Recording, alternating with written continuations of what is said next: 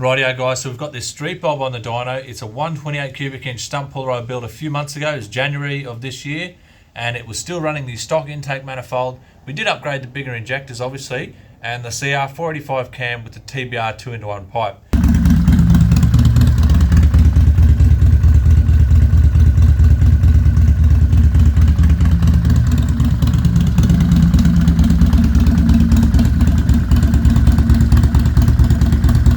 Now it made up here, this graph, it was making 133 horsepower and 152 foot-pounds of torque. Today we're swapping out the TBR pipe. We've just got on the Fuel MOTO jackpot 2-in-1, and we've also gone and fitted a 64mm throttle body and intake manifold. So let's see just how much more power we make. I'm expecting a big difference in the torque curve. That's the main thing we're looking for here. Obviously we should be making some more power, but the torque curve is what I am expecting to see a big difference in. So a little trick when removing your intake manifold with the rocker boxes still on is just to take the top two screws out of the fuel rail. We're going to take those two T30 torque screws out. That allows us to lift the whole injection assembly out of the manifold, and then we can easily slide the intake manifold out.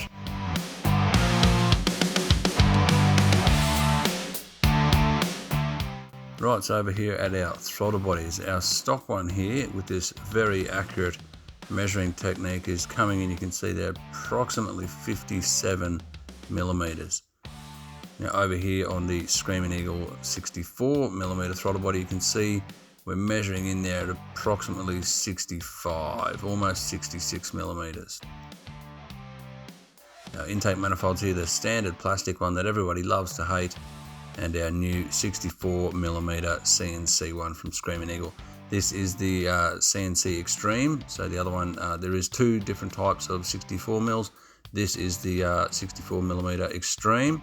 So it's been CNC finished, and it's absolutely beautiful.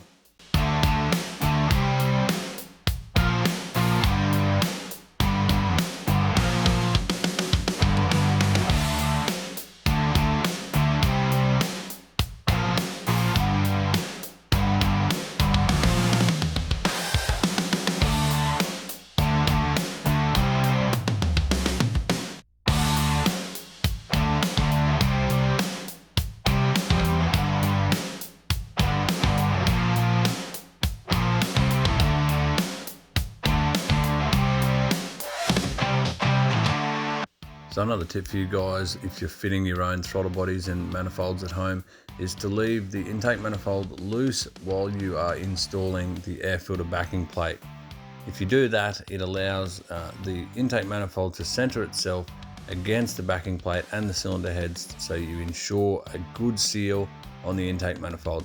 Once you get the backing plate all bolted up and fixed, then finish off with your intake manifold screws.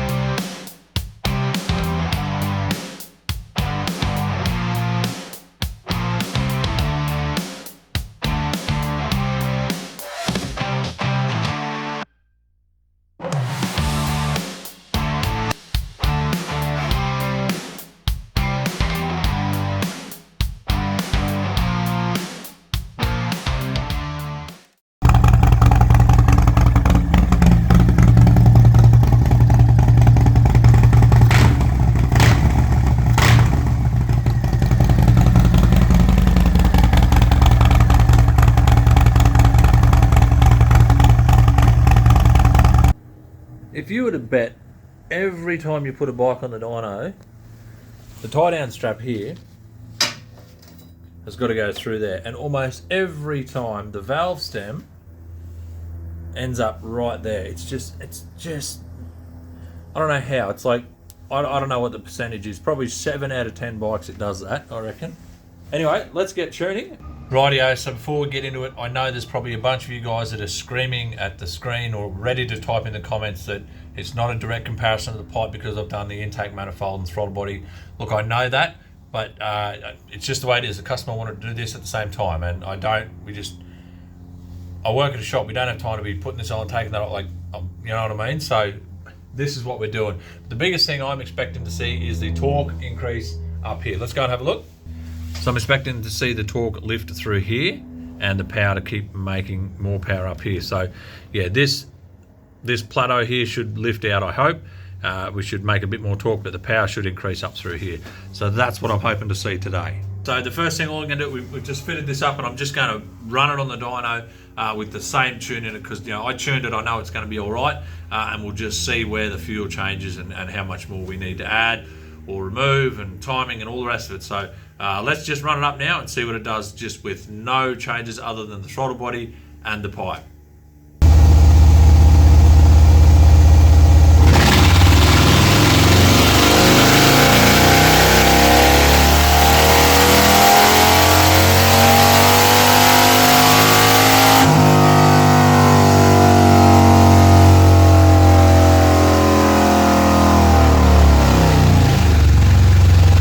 Alright guys, so have a look at this. So we're down 5 horsepower and we're down torque as well, look at that.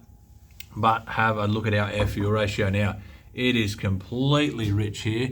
So we are now, what's that, 10.8 at 2,500. Up here now, the green run here, what's that, 15.2. And then we're way rich here, 11.2. Yeah, 11.9. It's not too bad right there at the end. On the rear cylinder here, it's 11.7.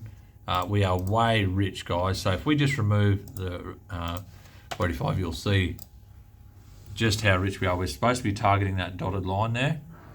So time to lean this thing off. We've got to rich in that spot up there on the front cylinder. We've got to trim all this up, and yeah, make some more power. It's going to make more power, I can see, just by leaning that off. So here's what I've done to the rear cylinder out there, guys. You can see we needed to remove quite a bit of fuel. 12%, 15%, 14, 8. We had to add 3% there, took 5, 12. That's taking a lot of fuel out on the rear cylinder. And on the front, up here, took out 10, and then look at that, we're adding 12 and 17% in this area here. So let's see what happens now. We'll load this in and see what happens.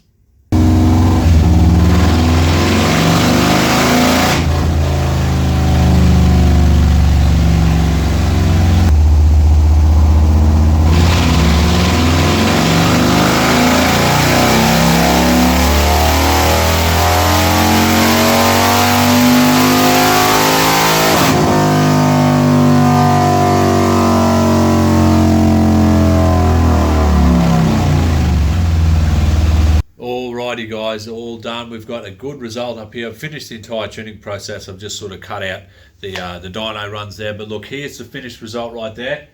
You'll have to forgive me, my nose has just started to block up here in the last few minutes. We're just got a bit of a cold snap here in Toowoomba. Anyway, let's go through this here. There's a little bit to go through, so let's dive in and I'll talk you through it. Alrighty, so you can see we're now making 140 horsepower and 149 foot-pounds of torque. With the TBR, we were, as you can see there, 133 and 152. If we look at our curve, so the blue curve is the TBR pipe. So you can see we're a little softer here and a little bit better there with the TBR, but essentially we just we've flipped this for the TBR, for this fuel motor. So we've taken this away and we've put it here. So the best part of this out here is the power out here, but let's just have a look. So peak to peak, we're down 3 foot-pounds. But if we look here at 3,000 RPM here, so we've got a 3 foot-pound of difference there at peak-to-peak numbers, right? But here at 3,000 RPM, 7 foot-pounds of torque increase right through that mid-range. Now, while it's a little softer up there, we took a loss there. Where's probably the highest section? Somewhere there.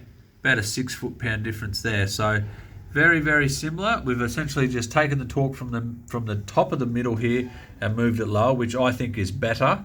But you can see out here making a lot more horsepower. So if we have a look right out here, 140 horsepower out here, and with the TBR we were making 127.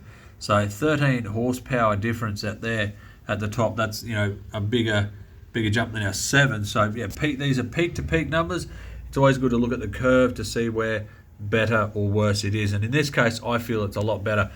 Yes, it's a little softer in the mid-range, but it's got more off the bottom and it carries through. And the horsepower gets you home, guys.